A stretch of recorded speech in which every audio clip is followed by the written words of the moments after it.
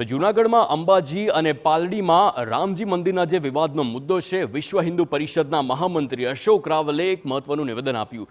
બંને જગ્યાએ બની રહેલી વાત અમારા ધ્યાને છે તેમ અશોક રાવલે જણાવ્યું છે।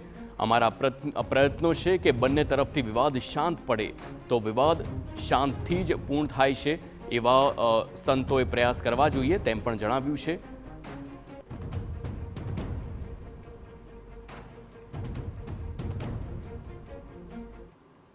પ્રશ્નોનું શાંતિથી ચર્ચા કરી અને સંવાદ કરી એનું નિરાકરણ લાવે, એના માટે અમે પ્રયત્નશીલ છીએ।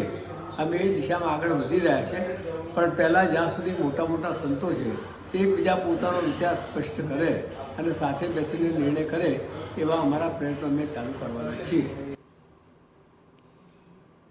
તો વિશ્વ હિન્દુ પરિષદ તરફથી પણ આ નિવેદન આવ્યું છે કે અમારા પ્રયત્ન છે કે બંને વિવાદો શાંતિથી પૂર્ણ થાય। જે પ્રમાણે બે મંદિરના વિવાદ છે તેને લઈને હાલ વિવાદ વકર્યો છે।